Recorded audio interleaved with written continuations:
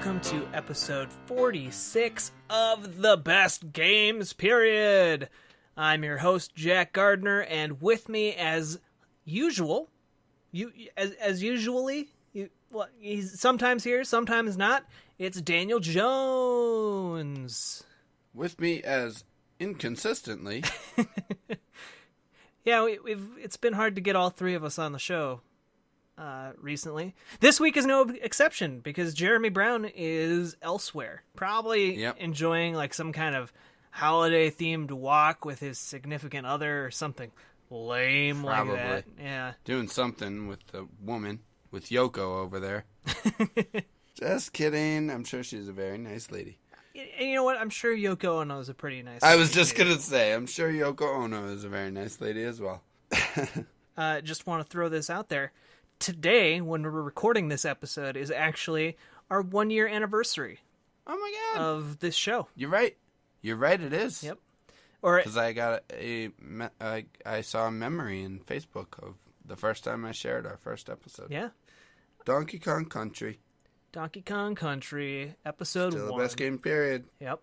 Last episode, I wished a happy anniversary with our own personal Mojo Monkey. And this week, happy anniversary, Daniel. Well, happy anniversary, Jack. I'll get you some flowers. You're a sweetheart. I am. So yeah, I'm excited for The Last Guardian. But you know why I'm excited for The Last Guardian, Jack? Why are you excited for The Last Guardian, Daniel? I think you know why. Because I don't. Team Ico. Team Ico, yeah. I like those Ico people. And Fumito Ueda are famous for 2 games that they made in the PlayStation 2 era. One we have discussed on this show already. Yep. Ico. Not Ico. Ico. And Shadow of the Colossus. Shadow of the Colossus, the subject of this episode, just so happens to be one of the greatest games I've ever played. And whoa, way to show your hand.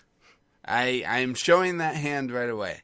I often cite it as my favorite game of all time. I didn't know that, actually. Which is crazy because I didn't even play it until 2011, I want to say, for the first time. That's 6 years after it came out. I know. Which, by the way, when we're recording this, it's only a little bit over a month, maybe even under a month, from the 11th anniversary of Shadow of the Colossus. Crazy. So, just digest for a moment that it will have been over 11 years since the last Team Ico game came out. Yeah. Between then and The Last Guardian. Huh. Yeah. Just let that sink in. Just let it. I mean, if a child had been conceived when Shadow of the Colossus came out, they would be, oh my God, babe, well on their way. I just murdered this giant animal. I need to conceive a child with you right now. So let's talk about Shadow of the Colossus, Jack. I'm almost scared to just start talking about it because it is kind of a monumental game. Showing your hand. No, there. I'm not showing my hand. I'm saying it's in general, it's just an important game. It is true. It's very true. You're not alone in saying that it's, one of your favorite games ever, and I think it's really interesting that it has become one of the most beloved games of all time, especially because when it came out, it wasn't really received like you would expect a game that is almost universally loved today to be received. Yeah. It got a lot of 8s out of 10. Yep. Even 4 out of 5. Some even lower than that. Famitsu didn't give it a perfect score. And we've talked about several games that Famitsu, a famously picky organization, has given perfect scores that we've disagreed with a little bit. So it's one of the rare games that actually has really improved over time. Usually it's kind of the opposite. in researching this, I watched some older reviews and read some older reviews, and I found it interesting. The X-Play reviewed it, and Adam Sessler did the review, and the review was overwhelmingly positive. The entire thing was super positive. And then he came out with a score, and it was 4 out of 5 stars. I was like, wait a second. Listening to that review, if I were like his editor or something, and we were discussing the score, I would have been like, how is that not a 5? The way you worded this review, it sounds like a 5. Did he list any criticisms? The only criticism that he mentioned was that the controls can be a little wonky sometimes. But he said that you get over that quickly, and it's worth it for the highs. Like, the highs are much, much stronger than the lows. And, which is... Yeah. Sorry. I just... That was it. And it was a quick little aside. Well, it's interesting to me because the complaint about the controls is one that I see come up a lot. And if it's also maybe something I would say make it difficult to get into Shadow of the Colossus. Sure. Even though if you go back and look at the controls, they're not complicated. No. They're actually it very much appears like Team Ico went out of their way to simplify the controls as much as possible. Right. And really streamline and just the everything. The gameplay mechanics as well. Just Yes. Streamlining and minimalizing everything as much as possible. You don't have to manage an inventory. You have a bow and arrows, but you don't have to worry about how many arrows you have. Right. You know? Well, you have like a stamina meter. Yeah. But that's it. That's and a health bar. And a health bar. But for the most part, all that fades away, so it's almost a UI-less game. Yeah. Almost. It is a very minimalist game, and there is everything in the controls is necessary. You need a button to grab onto things.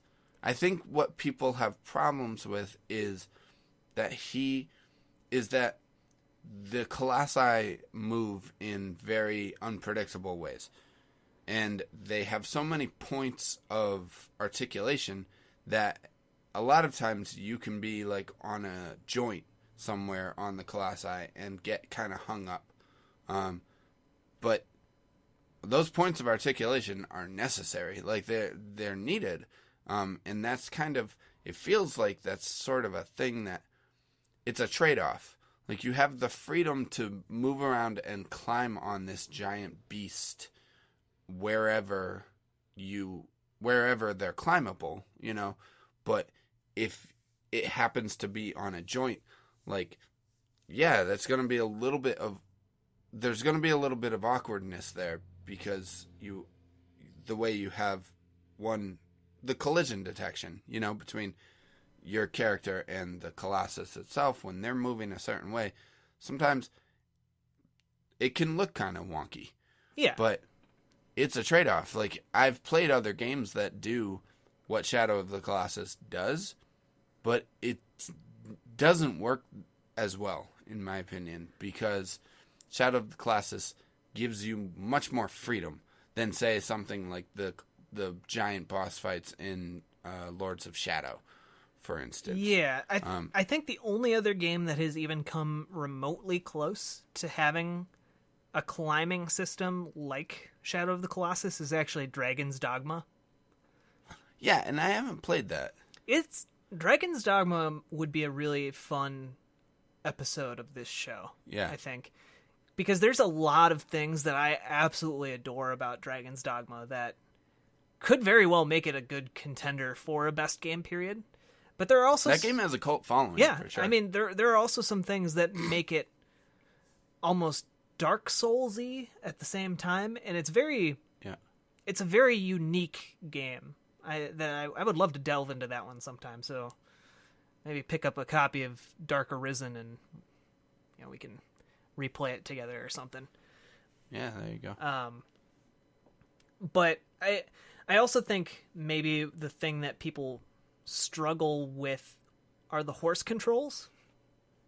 Controlling aggro, your horse companion, throughout Shadow of the Colossus.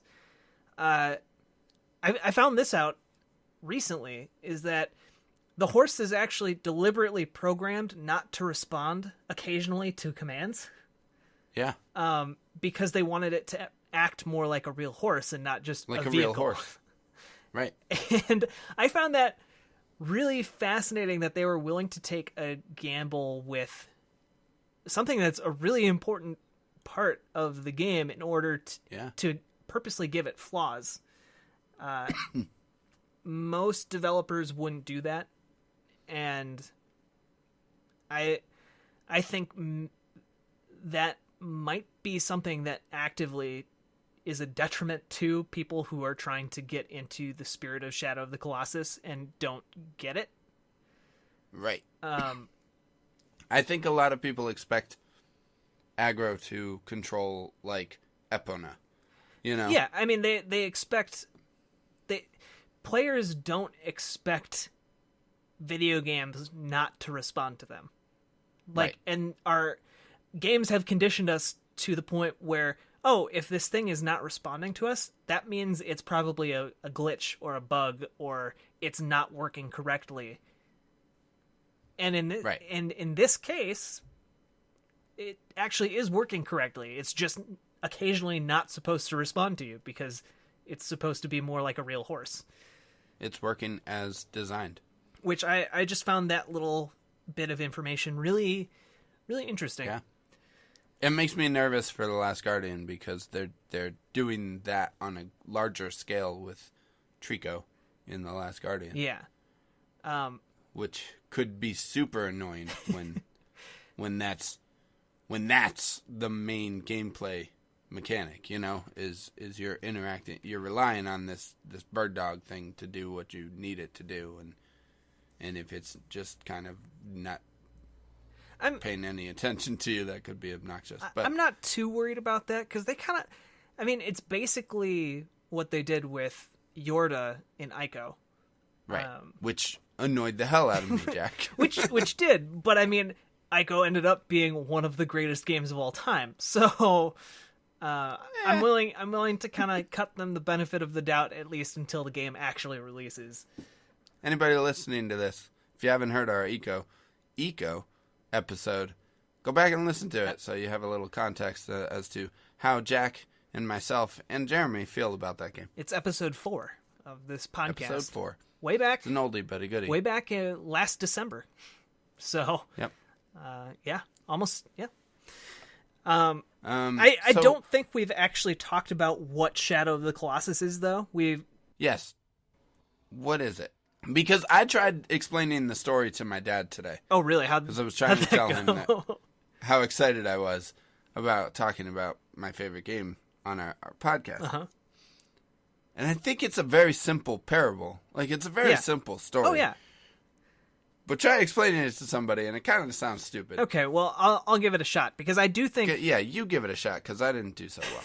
I do think it fits right at home in, like, you can put it in Japanese folklore, or you could put it in, you know, a story about King Arthur and the Knights of the Round Table. I think you could do it either. It's a very universal type of story. And Greek mythology. Yeah. You know? I mean, the basic premise is this guy, little more than a kid, young man, travels to a forbidden kingdom, who is never given a name. His name is officially Wanda, which translates to wander. And someone close to him dies. His young love was sacrificed because she had a cursed fate, and that's left intentionally vague.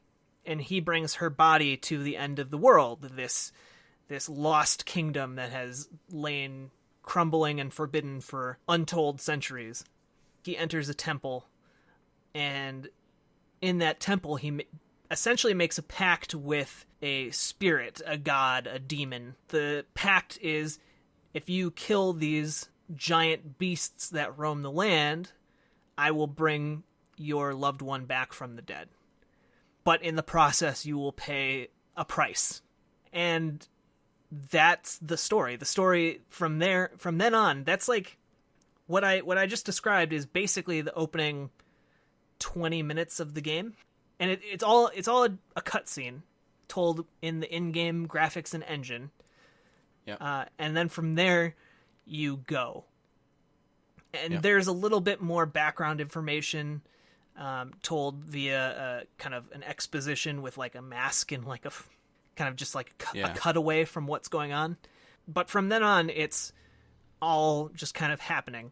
And it's mostly told through gameplay. Yeah, I'm making this explanation a little bit longer than it has to be, but I want to give the full context of everything, and I don't feel like it takes that much longer to give that. So, as Wander kills each of the colossi, just to note, we will spoil this game. Yeah. So, spoilers.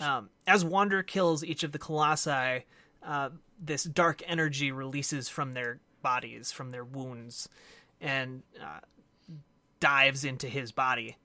And you notice throughout the game that he slowly is becoming more and more demonic. He's growing horns, his skin is turning flaky and black. It's sick. Yeah.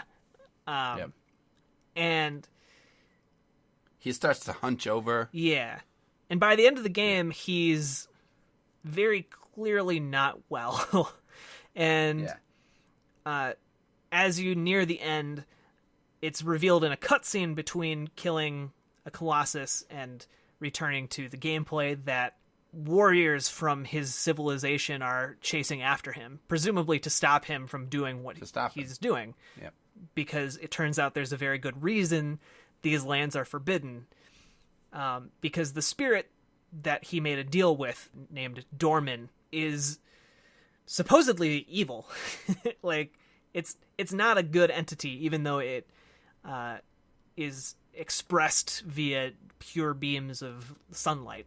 And so the reveal at the end of the game is that this entire time he's been unleashing Dorman's power that was sealed away in these colossi, and Wander himself becomes a vessel for this demon to enter the world. You transform into a Colossus yourself. You transform into the avatar of Dorman and attack these warriors as they come and attempt to kill you. And the leader of the warriors, who I believe is the only directly named character in the entire game, who's Lord Emmon, casts a spell using your sword to kind of reseal Dorman, and possibly kill Dorman.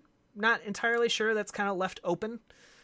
But the end result is that Wander is either killed or turned into something else. A baby. Yeah.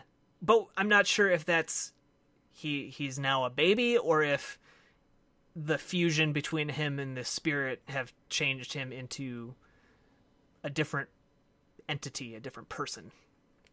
Right. We don't really get any answers about that. It's a very symbolic ending. Well, where Wander's transformed into this child, and his true love is indeed returned to life, and she's left kind of abandoned with this child in this lonely continent. But the interesting thing about the child is that the child has horns. Yes. Like Eco. Yes. So it's almost like it's found out to be, at the end, the way I see it, in relation to Eco, it's almost like a prequel of sorts. It is a prequel of sorts. It's actually, for a long time, Fumito Ueda said it was just a spiritual successor. Yeah. But he has since come forward and said there are connecting threads. Oh, did he? Yeah, okay. he did. He confirmed there are connecting threads, and that people could consider Shadow of the Colossus canonically a prequel. Okay. It's it's the same kind of connection that exists between the Legend of Zelda games, where Yeah, exactly. It's a very it's very loose, and they're separated by centuries, if not millennia. Yeah. Yep. I think Fumetsu Ueda is one of the few developers that are genuinely geniuses. I think he's a genuine game design genius. Yeah. He changed so much when he released Ico. That game changed and revolutionized game design and pushed a minimalist aesthetic and approach to design that has influenced so many developers since. And I think that same desire and skill apply to Shadow of the Colossus as well. And I say that because there are small details, like the fictional language that they speak in Ico is also kind of spoken in Shadow of the Colossus. It's a very similar language. Except that he wanted to make it seem older, and they made the language in Ico by essentially using an old romantic version of Japanese. Yeah. And then putting it backwards.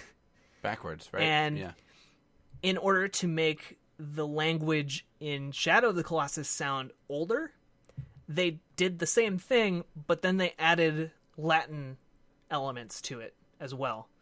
So that's why there are, like, if you listen very, very carefully to what people are saying, it almost sounds like something you would be familiar with. Like, almost. Yeah. But not quite. Yeah, it does. And so I find that just really interesting and fascinating. It's awesome. There's so many subtle little touches in Shadow of the Colossus that just you don't see that kind of stuff in games anymore. Like, there's just so many little subtle things that game does. I don't think you can say games don't do that anymore. It's just, I think he's... You don't see it often. Yeah, you don't see it often, and you don't see it often because there aren't that many genuine geniuses working in games. Like, there are a lot of really talented game developers, not saying there aren't. But I think in terms of game developing geniuses, I think we have Fumitsu Ueda. I think we have Hideo Kojima, who, for all of his eccentricities and the way his games just go completely off the rails and are the weirdest things, I think he's a genuine genius. And then I think you have Ken Levine. I think that's it. I mean, there are more, obviously, but off the top of my head, those are the three that I would immediately point to. Hidetaka Miyazaki. Okay, yeah. Okay. Shinji Mikami. I'm just going to keep listing off people. No, Sean Murray. Well, now you just want to make listeners mad. Yeah, now I'm just trolling. No, I hear you, though. Yeah. The interesting thing about Ueda is that he doesn't come from, like, a video game background. Yeah. He comes from a film background, and he doesn't necessarily, from interviews and everything that I've read, he doesn't necessarily play a ton of games. And especially when he made Ico and Shadow of the Colossus, I don't think he was playing a lot of games. So where other games where other developers stick to certain norms and certain things that we just expect games to do, such as having a horse that obeys your every command, and doesn't think for itself. It just is a vehicle for your movement. He doesn't think that way because he's not stuck in the same mindset. Yeah, I guess. Yeah. That other developers find themselves in, and that I think everybody in the video game circle finds themselves in. It's a very insular, like, little bubble that it's hard to think outside of that bubble. and look at things in a different way. And I think that's also part of why a lot of people don't like Shadow of the Colossus, because it does some stuff that we don't expect video games to do. Yeah. And it doesn't do some things that we do expect games to do. Like, I've heard a lot of complaints about the open world in Shadow of the Colossus and how it's so empty and barren and there's nothing to do. And what purpose does it serve? Why not just have a boss rush game? But that's like no. the point of that's one of the core points of the game. Like, right. It's like asking, why are there so many dripping clocks in that one famous Salvador Dali painting? Like that's part of the point of the painting, guys. Yeah. It's that sense of isolation and the sense of how utterly alone and uniquely devastated this part of the world is. And obviously there's something more going on, that this place is both, I guess I would describe it as disturbingly peaceful. Totally. And there's I get lost in that game all the time. Mm-hmm. The map is useless. Oh yeah. Oh yeah. It's completely useless. But you can use the sword to shine a light, and you follow the light. When the light is super focused, that's the direction you want to go in. When it's spread out, you know that you're not facing the right direction. So that works well. But, when you get to a canyon or the woods or whatever, and there's not a lot of light coming on your sword, you can't see as well where you're supposed to be going, or you just get turned around, and you just take the wrong turn or whatever. Like, I get lost in that game a lot, and I love it. It's great, like, I've discovered things. I've played that game so many times, I still discover things that I didn't realize existed. Did you know that you can ride on a fish in that game? No. You can ride on fish. How? Big giant fish in the lake. There's a few different lakes. If you find a big huge fish in the lake, you can grab onto it and hold on, and it will drag you through the water for a little bit. That's awesome. The same with birds. If you stand on aggro... which you can do. Right, which you can do. If you stand on aggro and you ride along over near, like, the land bridge, not the big bridge. Well, you can do it almost obviously. anywhere. Well, I guess you can, but there's specifically one bird that swoops right down, and he comes really close to Wander, and you can jump off of aggro and grab onto that bird. I've never been able to do it. I've seen videos of people doing it, but...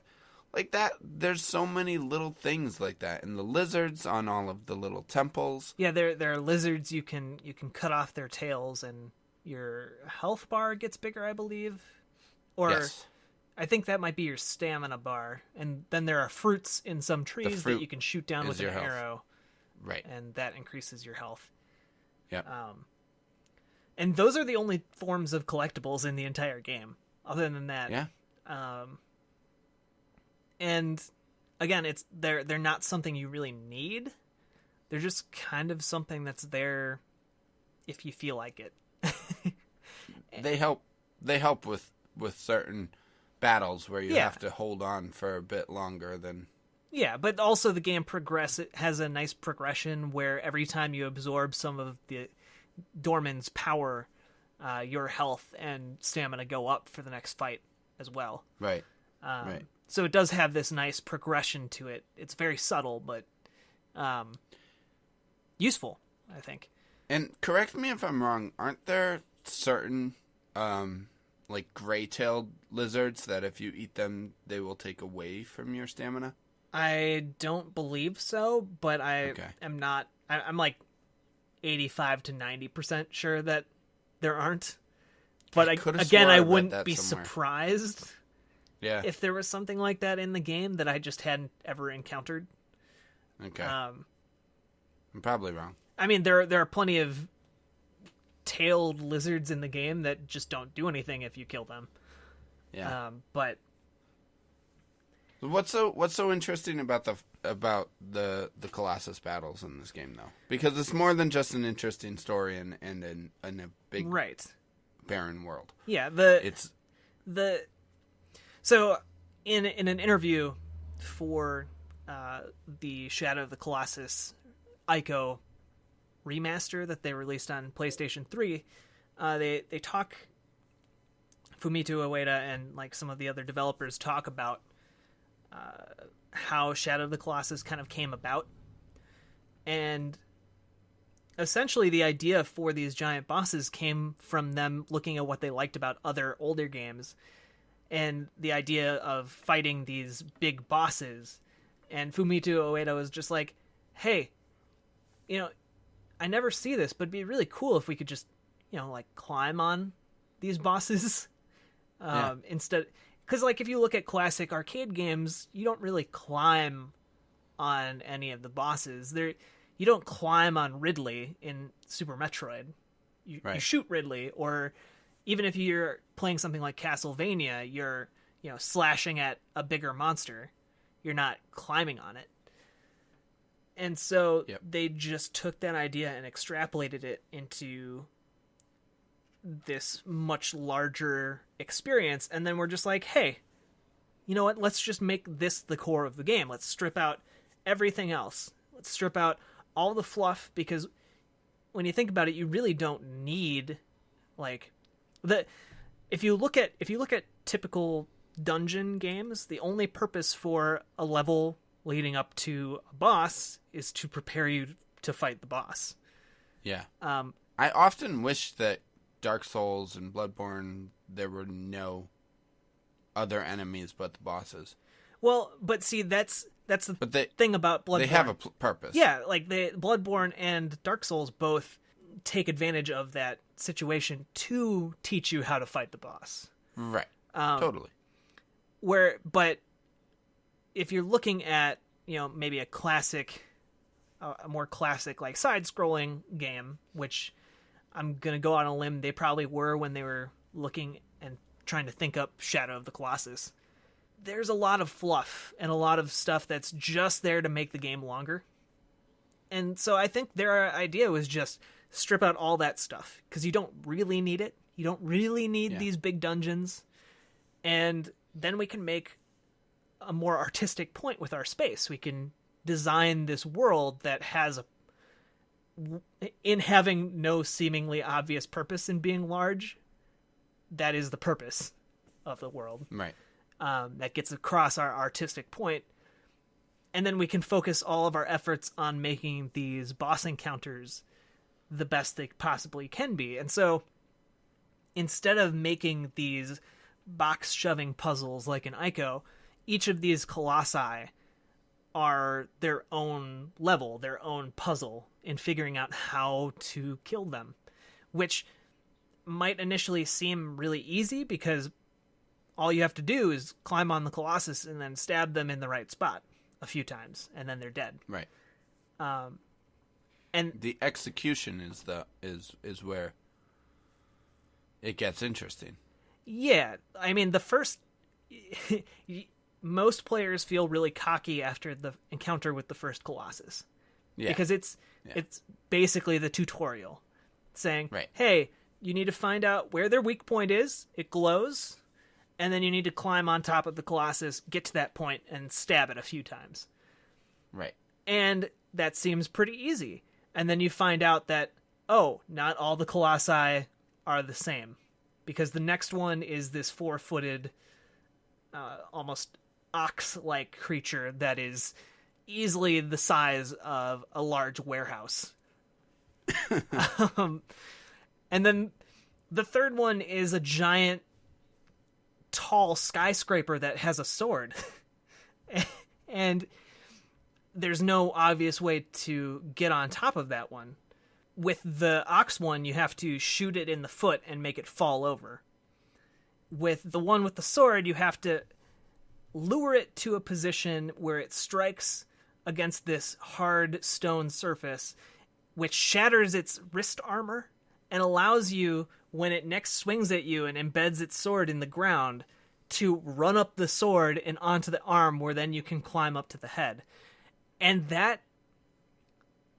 from there, like, there are just so many more challenges. There are ones that live in the water. There are some that fly. There are tiny ones that run around and are very fast.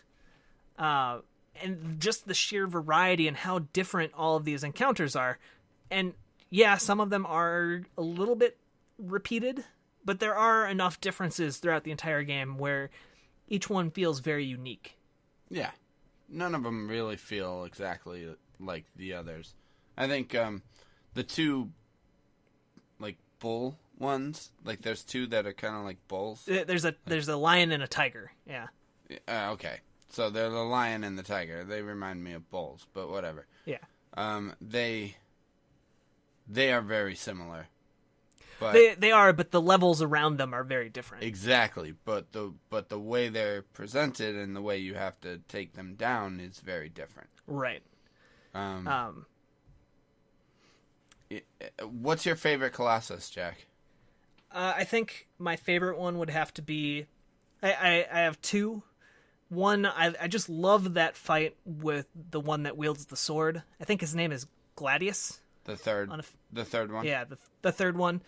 And then there's also one... Now, just to clarify, they all have names. They are... Right. I don't know them all. Either, but I'm looking at them right now, actually. Yeah, they all have these unofficial fan... So, number 3 is... Gaius, the Earth Knight. And then the other one that I really adore is basically this long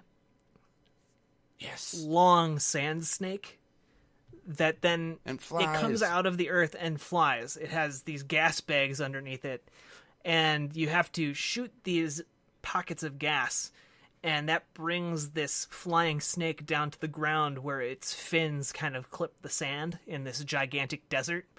And then it kind of turns into almost this train robbery-like sequence where you have to run your horse next to its fin, jump off and grab a ridge on the fin, and then it takes off back into the sky, and you have to stay on it as long as you can and try and stab its weak points before it decides to dive back into the sand. It's just the best.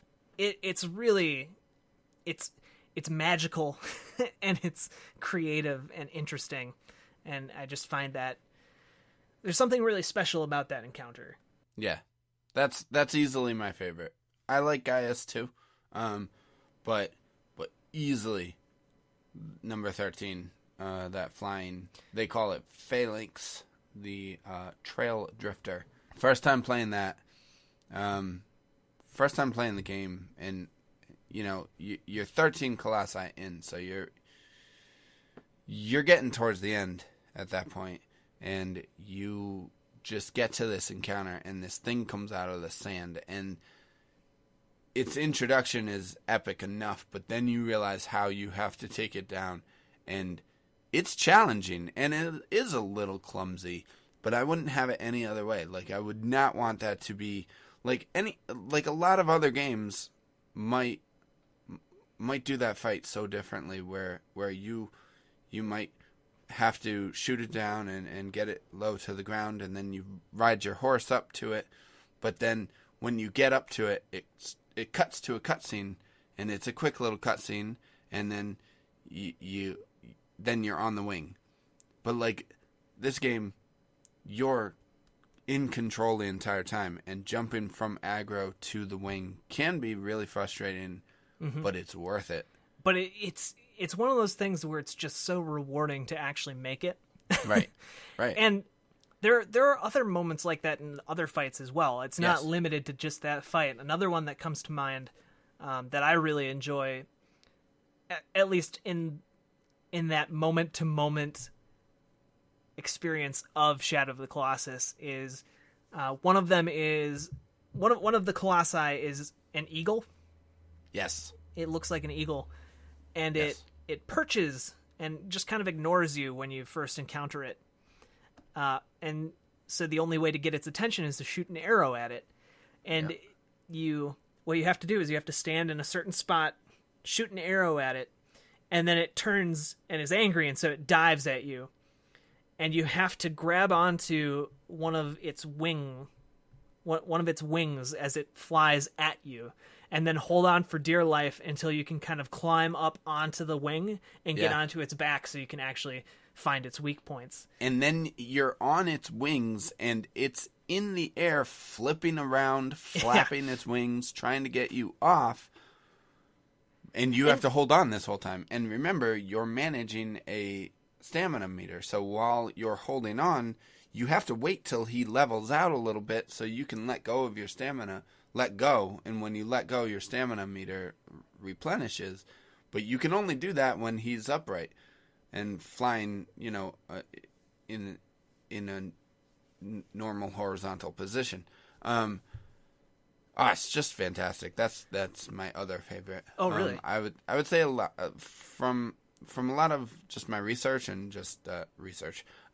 Just reading about this game, a lot of people cite that as their favorite. I also have my.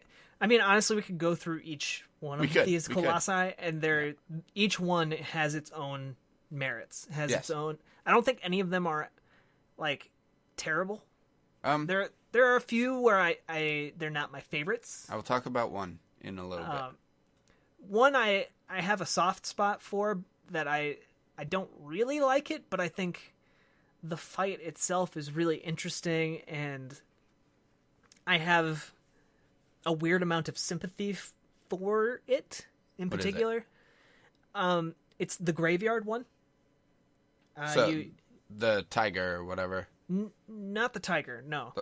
You go to... There's this corner of the world, and there's this mound that has, I believe, 3 entrances and exits. It's basically a crypt. And you wake up this Colossus. When you go into this corner, it looks like just a pile of rubble. And it gets up, and it looks kind of like... I don't even know how to describe it. It's this weird 4-legged thing with a really, really long neck. It almost looks kind of like a dinosaur. Yes. And it seems like it's just there to protect this tomb, this graveyard. Yep.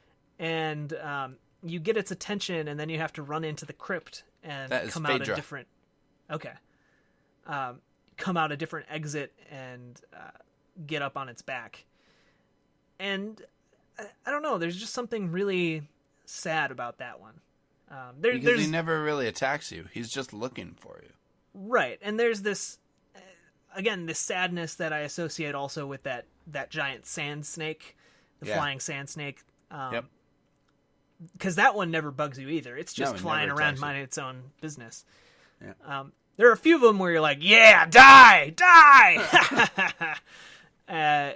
But, mostly that's just in response to their initial aggression. Yeah. And or unwillingness to die. I think it's funny that one of the most aggressive ones is a turtle. Yeah. Or a tortoise. It shoots lightning at you. Yeah, that fight is really... I think that's one of the more epic fights. Yeah. Just because of the setting. There's all this steam. It's dark and foggy. Yeah, the geysers going off. Yep. Yeah. And then you have this gigantic lumbering fortress that's just shooting electrical cannon lasers at you. Yeah. And again, this game is not based on twitch reflexes. No. It's based on your problem-solving ability. There are some parts that are just mechanically difficult to manage. Yeah, you have to aim, and sometimes you're on a horse and you have to aim very precisely while the horse is running. Yeah. And I mean, Galloping. there are some things that are difficult, but the hardest part is just figuring out a strategy and how you're going to go about killing these beasts, these creatures. Yeah. And figuring it out, basically, like that's the puzzle. Those are the puzzles of Shadow of the Colossus, and that's so much more interesting than how most games even begin to approach puzzles. Like, even if you look at some of the most celebrated games, like Legend of Zelda: Ocarina of Time, which we haven't talked about on this show, surprisingly, yet. But, did we? Wait, yeah, we did. Yeah, we totally did. Oh my goodness. But, like, if you look at Ocarina of Time, it has what a lot of people consider good puzzles in it. It has good puzzle design. But a lot of those puzzles are pushing blocks around or finding a key or, like, stuff like that. And they aren't nearly as interesting, and the stakes are very low for those puzzles, I guess. Here, all of these puzzles feel like a struggle between life and death. Like it's a life and death struggle. Both they don't for feel you, like puzzles. Yeah, both for you and for the creature you're fighting. Yeah, because none of them are just like, yeah, whatever, kill me, I don't care. Right. No, they're not happy that this thing is trying to kill them. Yeah. And I just to talk about specific fights again, I have two I want to talk about.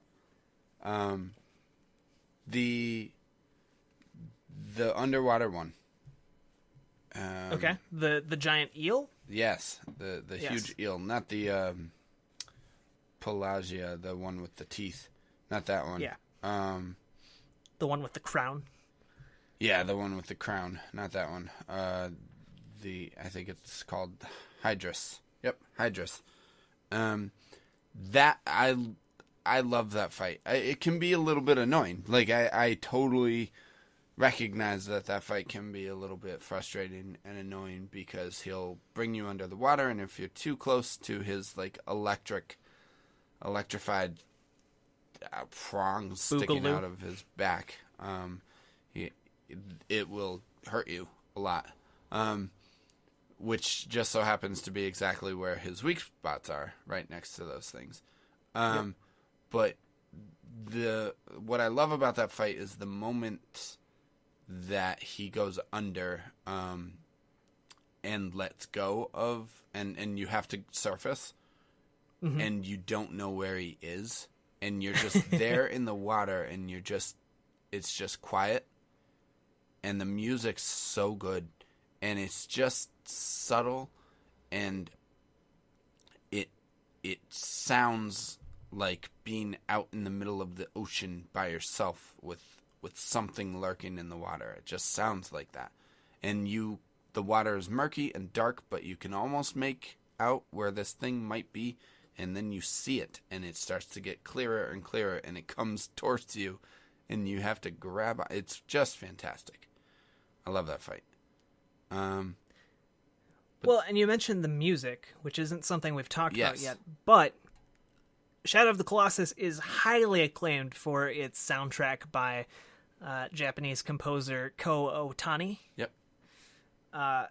In fact, that soundtrack itself won numerous awards in 2005 and 2006 just for excellence from a variety of different outlets and organizations.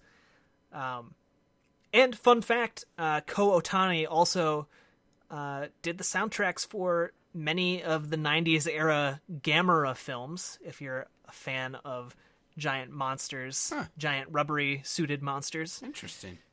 Yeah. Cool. And yeah, it's some of his finest work. I happen to have the soundtrack. Which was officially only released in Japan, and it is honestly some of the finest game music you can find. That's just fantastic. It's amazing. Yeah. You need to hold on to that. Is it on vinyl or CD? CD. All right. Still, it's great. I don't know exactly. I'm sure I still have the CD somewhere. Obviously, I imported it onto my PC, so I have it there. But So yeah, it's the interest. I mean, did you have something you wanted to add? no, just the music is fantastic. It's Well, great. yeah, and it's the use of music in this game Yes. itself is also fantastic. You know, It's reactive. in that it's reactive, but it's also very sparingly used Right. for how fantastic the soundtrack is. Yeah. Because between every time you start after you've killed a Colossus, you start back in the main temple, which is kind of the hub of this forbidden land. And there's no music outside of cutscenes and outside of boss battles with these colossi. There's no music at all. Right. And so it's just the sound of wind and desolation. And it's part of what adds to the beauty of the soundtrack in the game is that, like, just through that deprivation of music, when it comes in, it's really important. It packs a punch. Yeah. It's great. I love the soundtrack. I wish I had it like you did. The one thing that I did want to talk about was the one big blemish on this game for me is one specific fight, and I have to confront this fight because I hate it. Okay. It is Colossus number 11. It is I think it is the lion or whatever. Is one of those. Oh, the first one you fight is the tiger. The tiger, then. Because it's afraid of... I call it the tiger just because it's afraid of fire and it kind of acts like a cat. They call it Celosia. Okay. In the fandom. Okay. It's the flame guardian, right? Because it's Yep. it's afraid of fire, which seems a little weird. Why would a flame guardian be afraid of fire? Maybe people need Not ideal. rethink that name, but whatever. I hate that fight because Really? I had a terrible experience with that fight the first time I fought that thing. Yeah. Maybe it was broken. I don't know. But the first time I fought freaking Celosia, I missed my jump. So you have to scare Celosia off a ledge. You have to wave fire at him until he falls off this ledge, and you have a very short window to jump off the ledge and jump onto him, which is really super cool. I didn't know I could jump right from the ledge to his back. So I jumped to the ground and tried to get on him, and that was impossible. That is impossible, and I still think it's impossible. I still don't really... I'm still not able to do it. I've seen people do it, go from the ground to get onto his back. It's very difficult. I think you have to really just hit it at the right angle. But what I just kept doing was I didn't even get a chance to try and get on his back, because once I got down there, he got up and he just kept ramming me. And I fell over, like Wander would fall over, get knocked over, roll around in the dirt, and then try to get up. And as soon as I got up on my feet again, before I could even move, this thing had just knocked me over again. And that happened, I kid you not, probably like 40 times in my first encounter with him. Just 40 times, just over and over, just bam, ramming into me until I finally just said, forget this. I can't, I can't do it. I had to walk away, and I came back to the fight and was able to, I think I looked it up, and I was able to figure out that I need to go to the ledge, and I went to the second ledge and then finally jumped down onto him from there. But man, that fight infuriated me. But even that fight has some cool stuff. Yeah. Like if you're able to execute that jump from the high ledge onto its back, that's a really awesome moment. Mm-hmm. But I wasn't able to do that. I can do that now. I'm able to do it now, but... Yeah. You can also do a plunging stab to get extra damage in on that first fall. Yep. Which I did... Again, that plunging stab wasn't something I even knew you could do until, like, the third time I played through this game. Yeah. And I like... One of the things I think is brilliant about the design of Shadow of the Colossus is that because the controls are so simple, and because the number of tools you have, it's not like you're constantly getting new things that you can do. Like, No. you aren't getting new gear. Right. It's not a Legend of Zelda. You're not getting a new bow. You're not getting, like, a bombs or anything like that. So every time you enter into combat with one of these colossi, you have to take stock of what's available to you, both, in the environment, or does anything stand out? And so, using that fight against the Fire Guardian, the tiger, as an example, you get there and you notice that there's fire and that you can climb on top of these flaming braziers, and you can pick up a stick, and then you find out, oh, you can set the stick on fire, and then it's one of those things where you notice that all of a sudden this tiger is acting weird when you're getting near it with the fire. It's backing up. Right.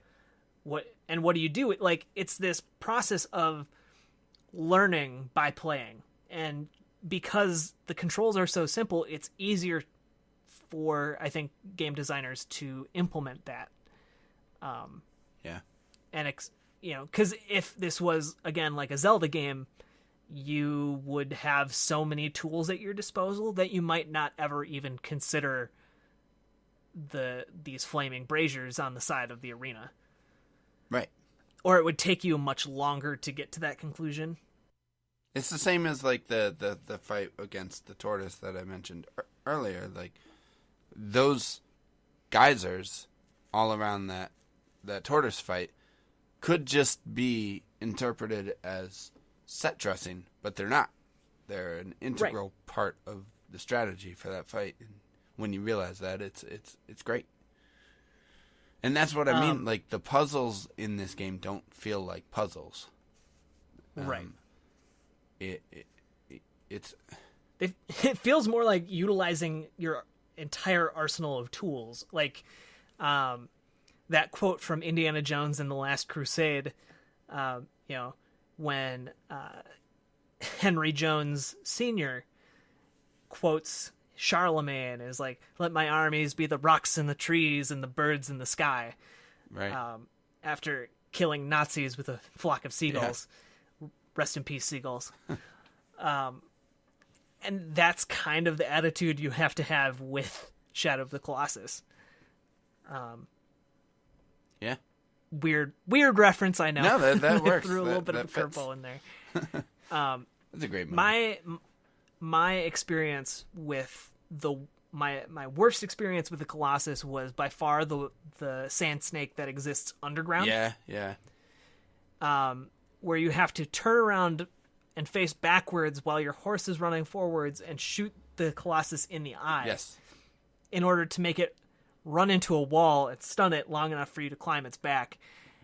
I could not figure out what I was supposed to do there. Oh, man. For the longest time.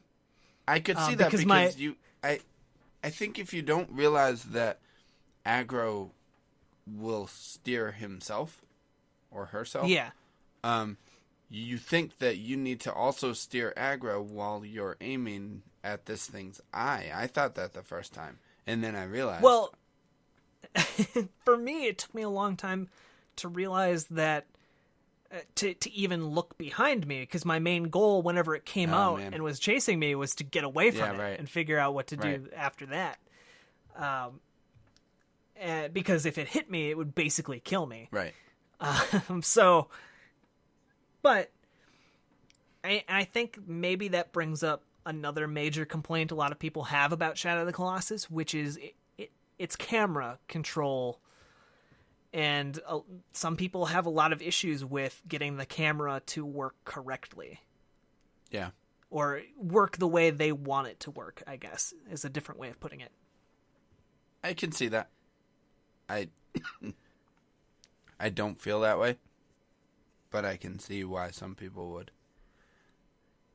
Yeah, I mean, so part of the programming of Shadow of the Colossus and I think this is just something that Fumito Ueda wants in his games, is to make them to a degree cinematic.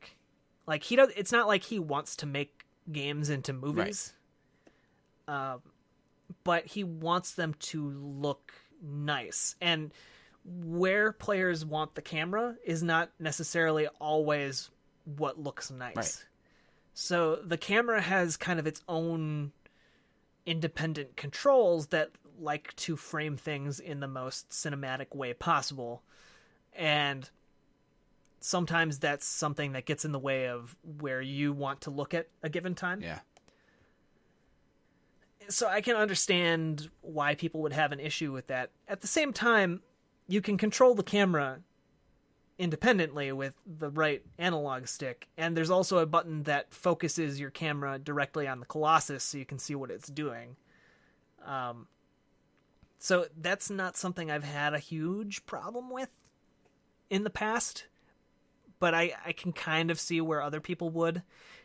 I think it's just one of those things where people need to be more open to adapting to what games can do and not expecting a uniform implementation of all these different rules that we've come to expect from a lot of games.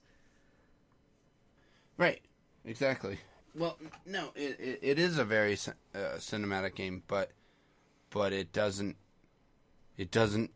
do it in the same way that most games are cinematic. I find it. I keep bringing this game up, but I hold them kind of in the similar regard as far as like artistry. But Bloodborne, and to an extent the other Dark Souls games, but my experience with Bloodborne, there are very cinematic fights in that game, but you're never out of control.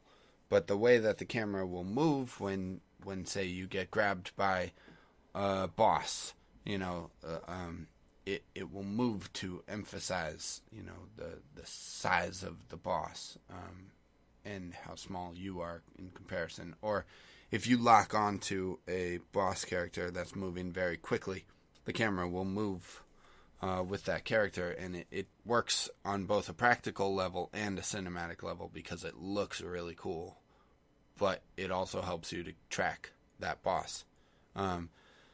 Like Shadow of the Colossus does similar things. It just works.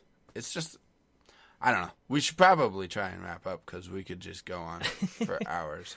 Well, so I think it's interesting that it works so well, especially because I just want to get this in here. Like, the original idea for Shadow of the Colossus was to have an online multiplayer game. Yes. Back in 2005 on PlayStation 2. Yeah. Crazy.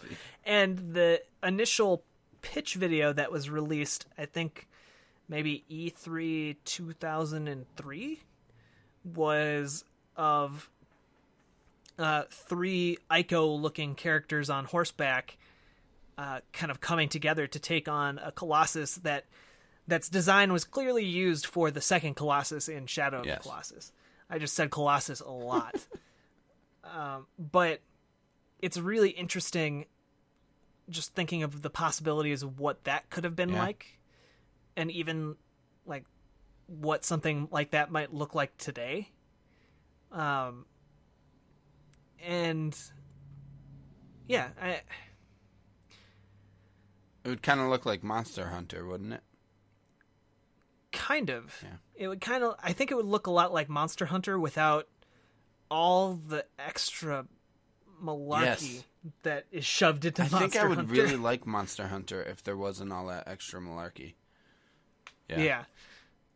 I mean, that's what stops me from getting into Monster Hunter. But have we done enough justice to maybe the legacy of Shadow of the Colossus? I don't know. What is the legacy of Shadow of the Colossus? Was that meant to be a rhetorical question that you answered? No, I'm serious. Oh, okay. I'm not sure. So, the legacy of Ico, or as you said, Eco,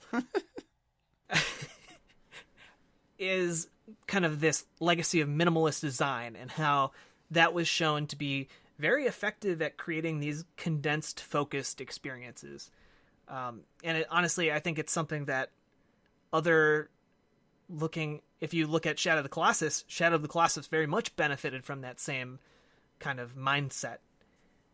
And I think a lot of games even today could really benefit from that.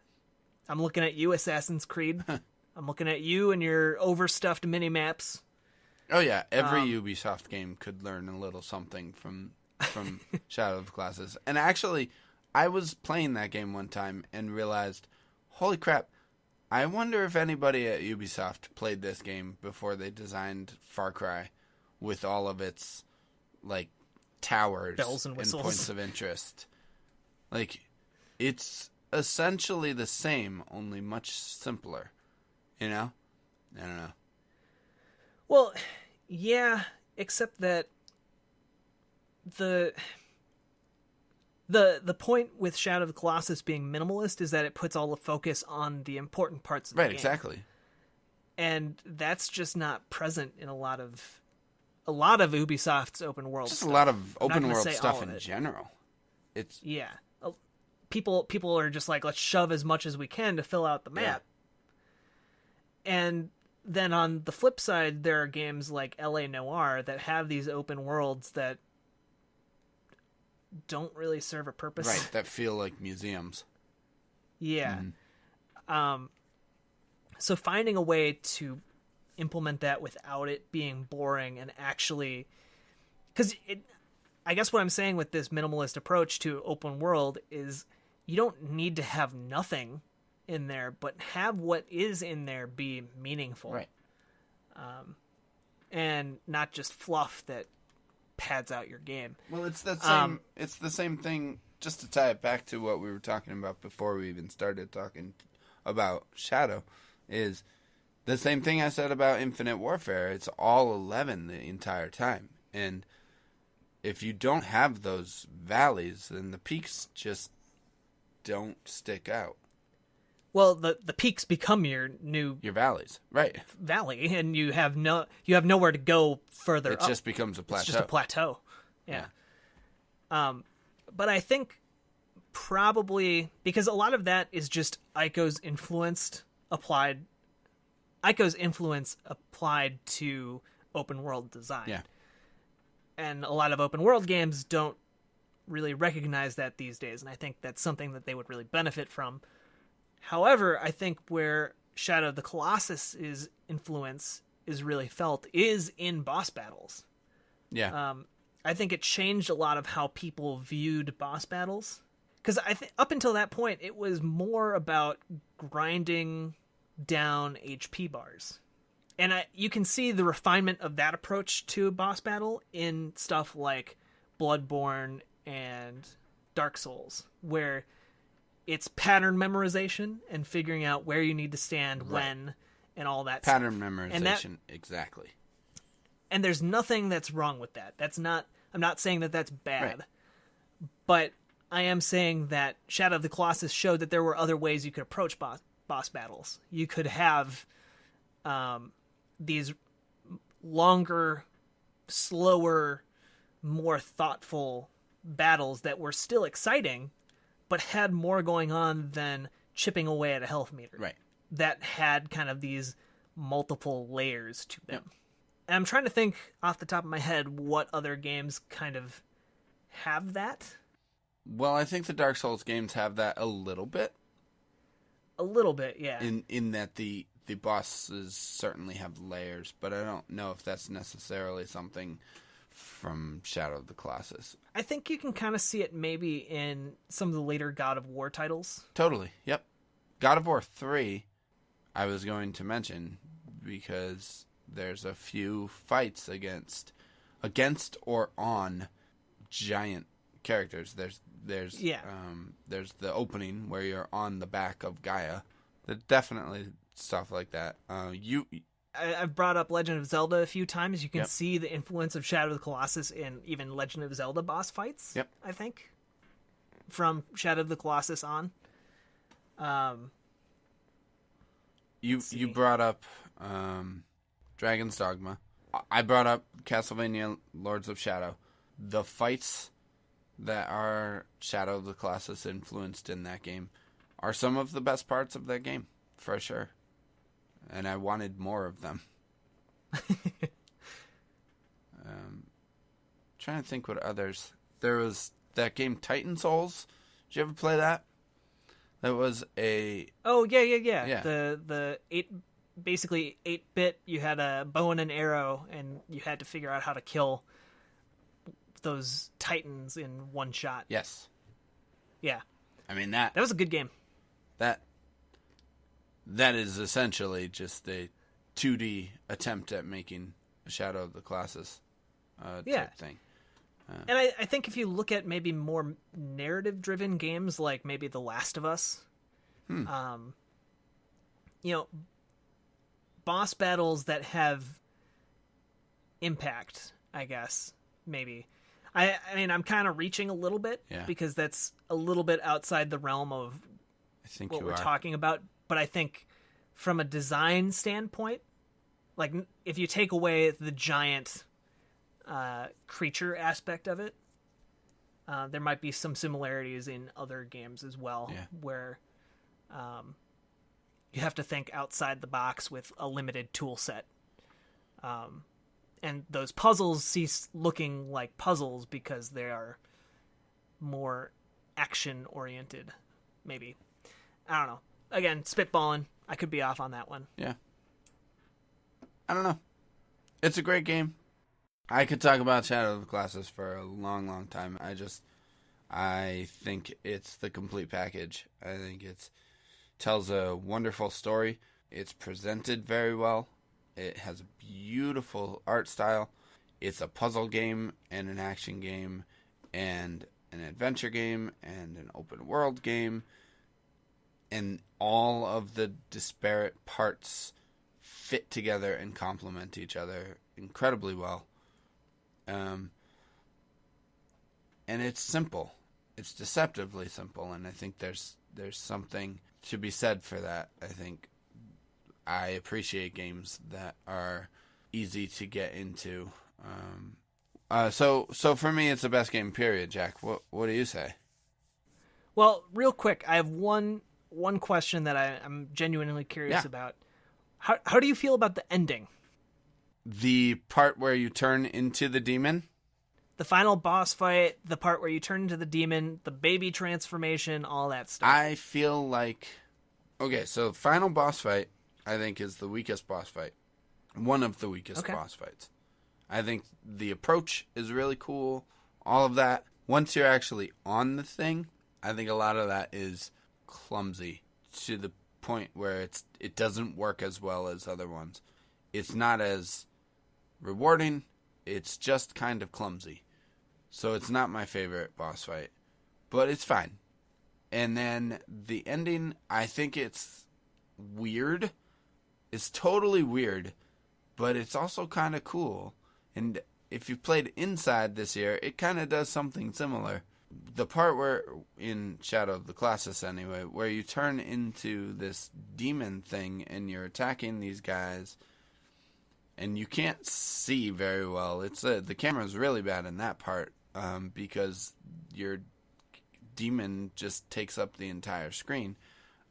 It's so weird, but it's so brief, and it just kind of works because you have to explain what happens to Wander, and that's exactly what happens. He turns into this Dorman thing. He unleashes Dorman, and you finally see this disembodied voice in an actual form. The baby thing is kind of like a post-credits thing, so I don't know. I take that as just kind of a bonus. I don't know. It works. It's a little weird, but as like a folk tale, parable type thing, those are weird. So yeah, it just kind of works. Yeah, I mean, I disagree that the last one is the weakest.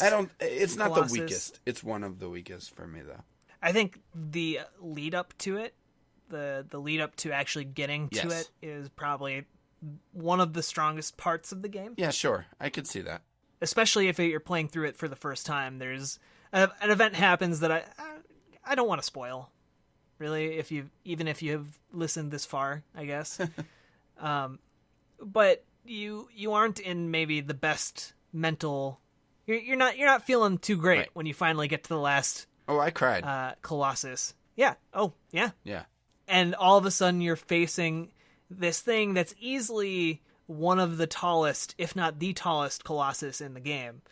And it is just sitting there with a thunderstorm in the background and pointing at you like the finger of God. Yeah. And all of a sudden it's shooting fireballs that hit with the force of like an atomic bomb. I think they're one hit, one kill, aren't they? Or close to it? No. But yeah, they'll almost kill you. And you have to essentially, there's this trench run, and you have to run through these battle trenches to get up to this monster, as it's just trying to kill you with as much force as anything has thrown at you this entire game. And you finally get up to it, and you have to climb up its outer shell, I guess, and kind of confront it face to face. It literally brings you up to its face and looks at you, and it's really it's not so much challenging as it is unnerving and paced weird. Like you can tell that there's something off about it, and something ominous is about to happen even as you're fighting it. Yeah. And I think it leads up almost perfectly to the revelation that, oh yeah, this price that Dorman was talking about is your body. He's gonna use it as a portal into the world. Yeah.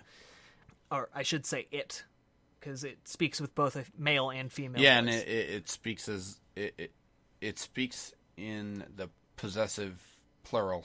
Yeah, we. Yeah.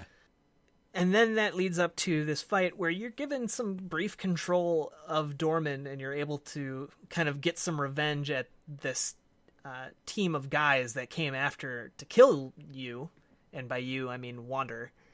And that's kind of satisfying. It's satisfying being big after spending the game as the smallest thing. Right.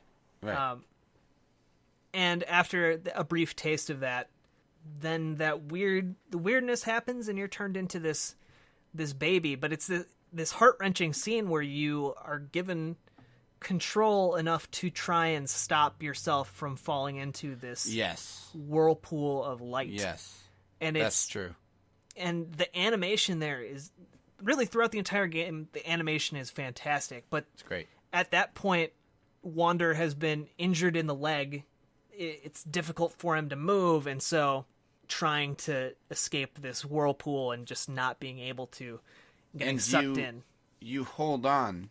You can hold on to the edge of it with the R1 button, which is just a fantastic use of the controls and emphasizing the story and how you're supposed to feel in that moment. Because you just feel helpless. You just feel hopeless. Like there's nothing else you can do but let go. Yep. After that, the entrance to this forbidden land crumbles, and it's sealed away forever, supposedly. Yeah. Everything seems like it's lost. Like everything's been for nothing. And then you see this woman open her eyes. You understand, well, at least something good happened here. Right. And she walks around and goes to the pool and finds this small child. I think really it's just supposed to be symbolic of a new beginning. Right. Obviously, you can nitpick it away and be like, oh, well, this is going to lead to some creepy relationship in the future or something weird. And like, that's not really how you're supposed to take it. It's just supposed to be this symbolic ending rather than, I don't know, building it up into some creepy real world scenario. And like the entire point of the ending is that it's supposed to reassure you that, hey, even though things might have gone badly back there, it's going to be okay. Like that's the ending is this lady bringing the baby up to this secret garden that's on top of this temple and finding a deer. Just there's a deer up there. And it's a really beautiful, touching moment. And I think a lot of people get overly wrapped up in the fact that, oh, my main character is a baby now. This is stupid. And I think people who do that are kind of missing the point. Totally.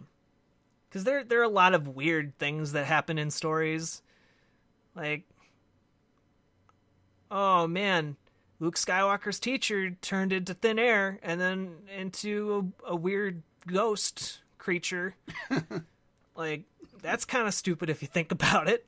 And people have used that to make a lot of comedic jokes and stuff. Like, oh, there's just like an entire planet of Force ghosts. Like, they're immortal now. Like, I don't know. If you think about it too much, it gets real dumb. But you're just supposed to take it as kind of a symbolic thing that either moves the plot along or serves some kind of purpose in the narrative structure. And here, it's just supposed to be like, hey, everything's going to be okay. And hey, this baby has horns, so maybe there's some sort of connection to Ico. Yeah. Like, it's not supposed to be in-depth historical text. I don't know. Jack, I have a question. That I might have an answer, depending on the question. That garden, that secret garden at the top of the temple, all the way at the top. Yep. You can climb to that. Did you know that? I did know that. Have you ever tried? I've tried, but I don't think I had enough stamina to make it up there. I think the only way to get up there is if you have beaten almost all the Colossi, and then you also have a majority, if not all, of the lizard tails. I think you have to have, like, all of them, because I have never been able to do it, and I don't know why I can't. Like, I feel like I've done it, but I can't, yeah. Yeah. I mean, there are just so many nooks and crannies and secret hidden things that don't really serve too much of a purpose in Shadow of the Colossus, but are just neat to have in there. Yeah. And I think there's just something really special about Shadow of the Colossus that led a lot of people to just pour their lives into this game to find more meaning, to find more of the world, to find more of the lore, to figure out more stuff. Yeah, like, look up Nomad on YouTube and just see some of the stuff that people like him have uncovered from this game. Well, I mean, like, as an example, there was a blog that ran for a couple years that was dedicated to unraveling the languages used in Ico and Shadow of the Colossus. And that's how they discovered this whole, like, Latinized, backwards Japanese cipher that they used to create this language. Unfortunately, you can't visit that website anymore. It's now defunct. Somebody didn't pay the upkeep costs. Yeah. But that's, like, people have put years of themselves into this. And one of my favorite pieces on it, if you want to read almost how some people have turned Shadow of the Colossus into almost a religious experience, there's a great piece by Craig Owens over on Eurogamer. Eurogamer, yeah. It's called The Quest for Shadow of the Colossus Last Big Secret. And it's about this group of seekers, this group of people who seek the truth and are, at least were, trying to find the last Colossus. They believed that there was 17th Colossus. Yeah, they believed there was one more that you could find. Maybe not through traditional means, but that you could, through glitches or secret paths, discover this 17th Colossus. And they came together as a community and kind of developed into this almost metaphysical quest to find meaning. And it's just really a really interesting piece of writing, both on Craig Owens' part and just how humans work and react to art. Yeah. So, yeah, it's a great article. I highly recommend that. Even if you haven't played that game, go check out. Yeah. that article. But if you haven't played Shadow of the Colossus, then why'd you listen to all this? I mean, hopefully we convinced you to go play it, because it's definitely a best game, period. Yeah, I didn't say I consider it a best game, period. I think there are probably there are definitely people out there who would argue it's not, that the controls are too flawed, that the camera's a little bit too wonky.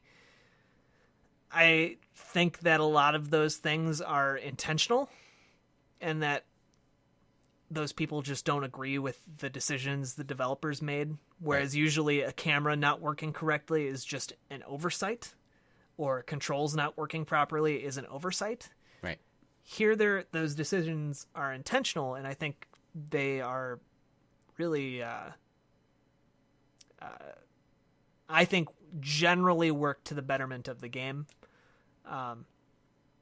And I think, I mean, for me, it's personally, I think, one of the best games made. And depending on the day, I might even say it is the best game ever made. So, yeah, I actually wonder often what this game would have looked like if, and by wonder often, I mean, have been wondering lately what this game would have looked like if Ueda had actually had put in as much time making Shadow of the Colossus as he did making The Last Guardian.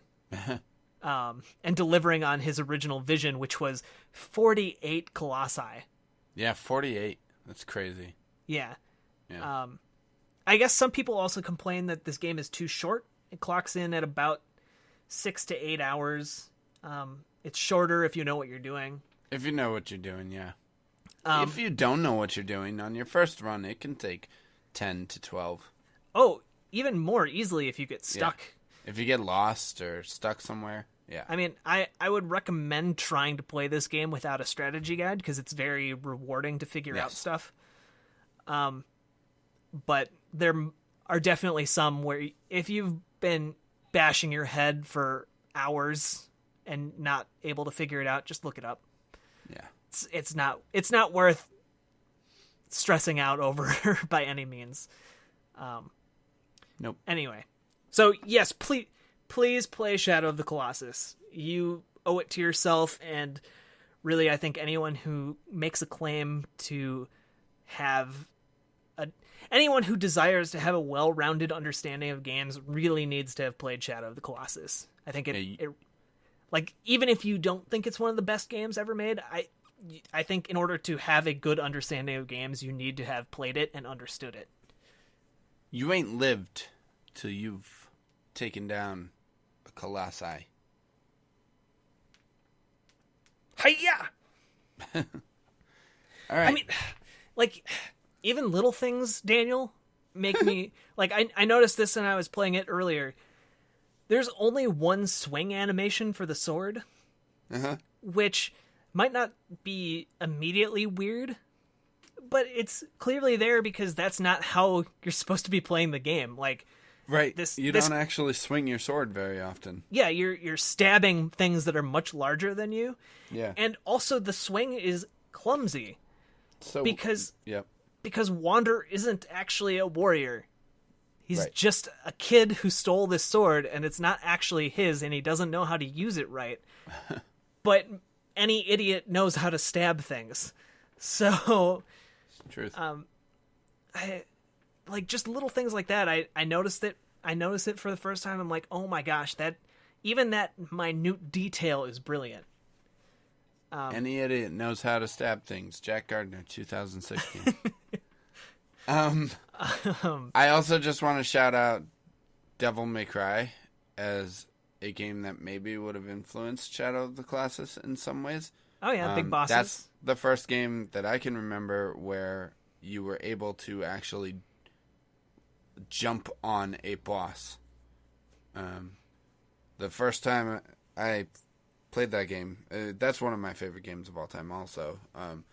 But the first time I played that game, you fight the first boss is a giant like lava scorpion frog thing or spider. Which one is the frog? What? Like, isn't there a frog boss? In the first game, Yeah. no? No? I don't know. There might be. Okay. I can't remember now. But the first one is a spider / scorpion lava thing, and you don't have to, but you can land on his back and shoot down into him to kill him, and that's the best, most effective way to do it. And the first time I realized I could do that, it was just a revelation. But anyway. I want to keep talking about Shadow of the Colossus. No, we can't. I do want to say that it's nice. Not nice, but I think part of why this game is perhaps more well known compared to Ico is just that Sony put a lot more marketing into Shadow of the Colossus. And I remember seeing ads for it. The main tagline on these ads was how far would you go for love? And I remember one was kind of this fold out, and it was like, would you cross a desert? Would you swim an ocean? Would you climb the tallest mountain? And then you finished unfolding it, and it was wander in front of this giant monster, this giant Colossus, and I was just like, I knew when I saw that I had to buy the game. Not necessarily because of the tagline or anything like that, but just because I have a weakness for giant monsters. And that goes way back into my childhood. But I find it interesting that it was portrayed as a love story. Because it is, in a way, a love story. But not really.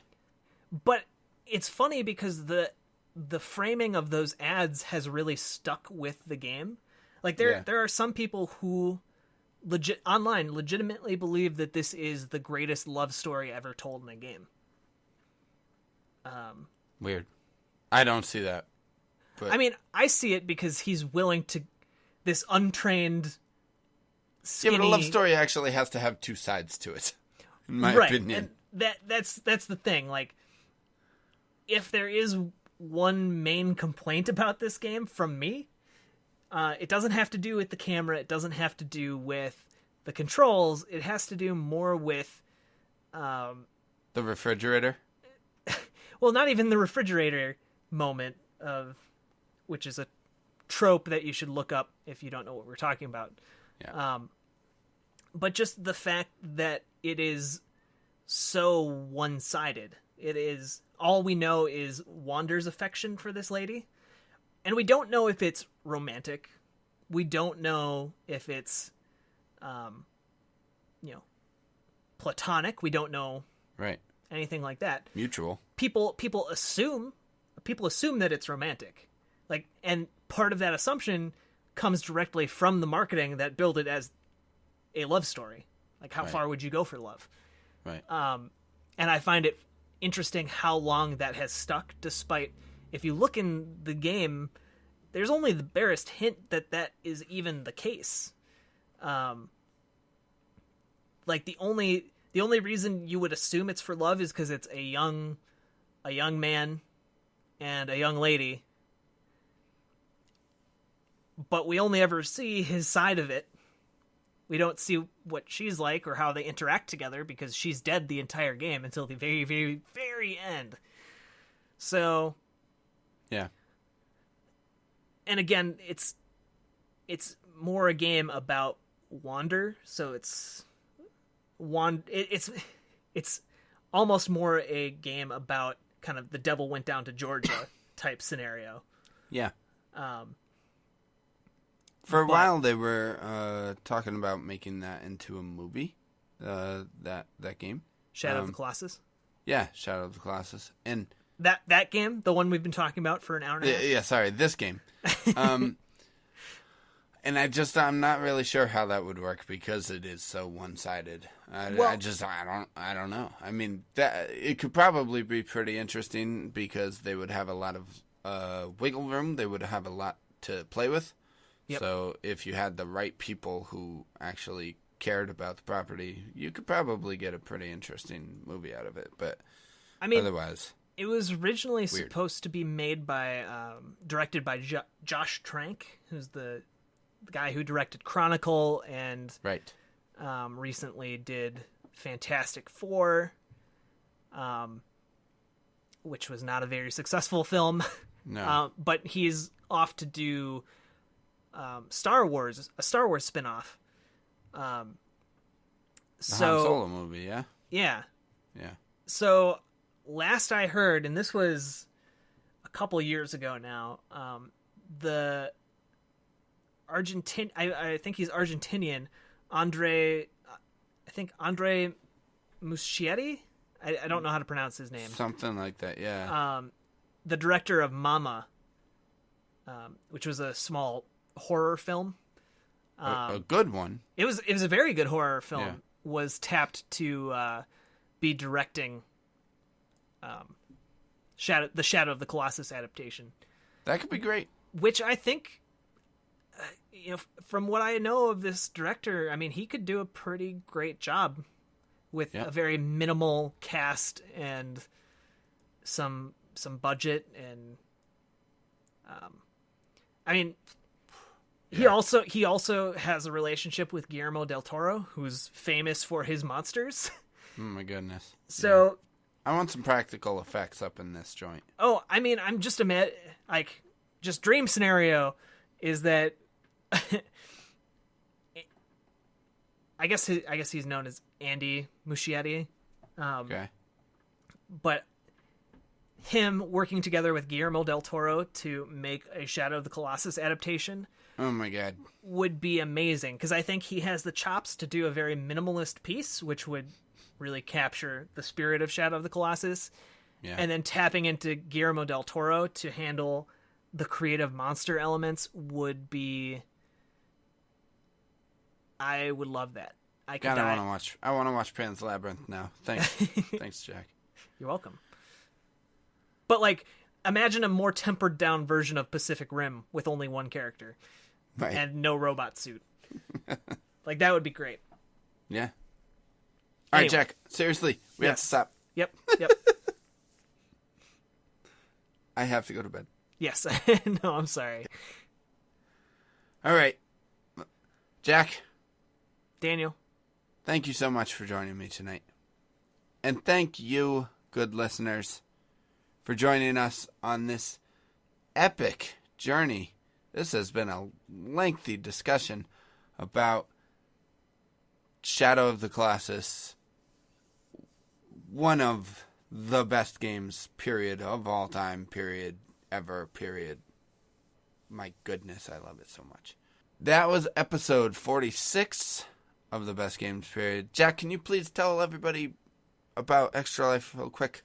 Yeah, the day has come and gone for the main event for Extra Life 2016. However, people can still hold their own events. They can still stream. They can still raise money for Extra Life all the way through December, and it will count towards the total for this year. We've raised over $8.5 million to help kids all over the United States and Canada, to treat them in hospitals with whatever they might have. If it's a disease, if it's cancer, if it's an accident of some kind.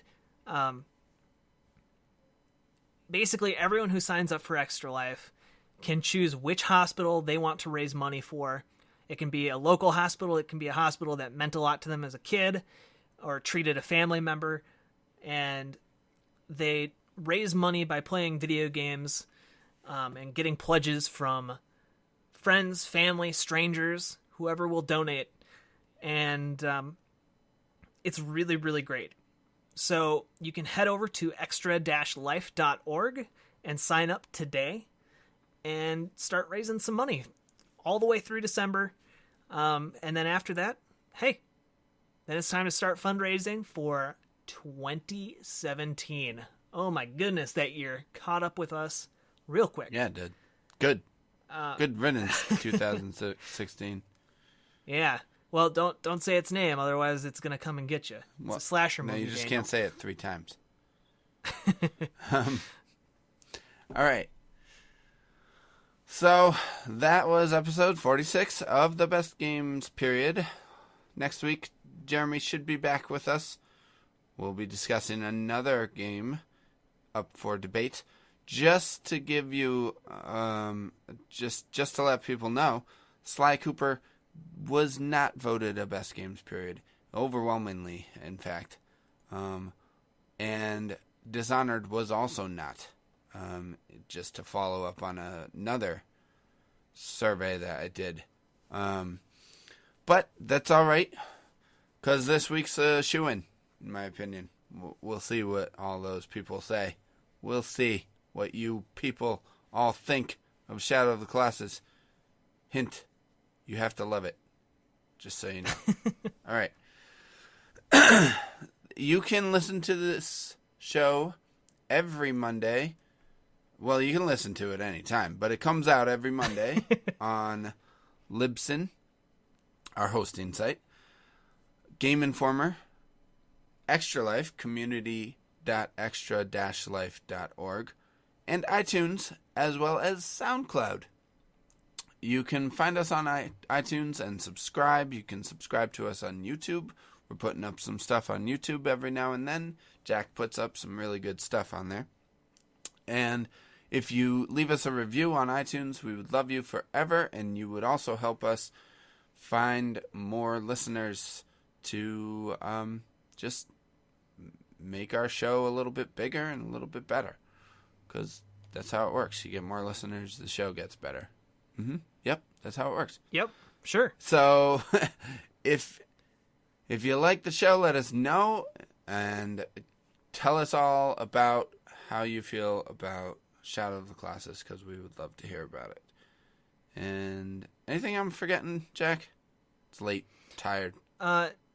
Did you tell people to review the show on iTunes? I did. Okay. Did you tell people that they should review us on iTunes and leave a good review? I did. Did you say good review though? Well, a good review would be great, preferably. Yeah. I mean, any review I guess helps. Any review helps, but good reviews help. I guess if somebody was inclined to help us, they would leave a positive review. If somebody wanted to hurt us, I guess they would just not leave a review. Well, no, I mean, sure, I suppose. Like, if you don't leave a review, you're hurting us. If any review helps us. So how's that feel? To know that you're hurting us. Also, I said SoundCloud, not Spotify, Jack. So, okay, we're marking our T's and crossing our I's. So, we're good. Don't cross your eyes; they'll stay like that. All right. I am Daniel Jones, joined by the wonderful Jack Gardner, and you are all the best people on the internet for listening to this show. So thank you so much. We will see you all on the flippity dippity doo-dah day. and thank you for listening to our show. People have stuck with us for a full year now. Let's just keep this going. A whole year. Let's I mean, we said happy anniversary to each other at the beginning of the episode, but happy anniversary to everyone who listens to us, even if, you haven't been listening for the full year since we started. Even if you just started, happy one-day anniversary. We honestly appreciate the people out there who take the time to listen to us talk about video games, and I hope it's entertaining for you. I hope it's informative for you. I hope we're making good points that, aren't just babbling. You're babbling again, Jack. I know I'm babbling, but I just from the bottom of my heart, personally, just thanks to everyone who's listening. No, really. Thank you for giving us an excuse to get together and talk about video games every week. Really appreciate it. And we love it. And we love you. So. Yeah. All right. See you on the flippity dippity. Gotta say it again. Well, you had to reverse it because last week. Dippity flippity. I know. He messed it all up. Jeremy. You had to do it twice this week.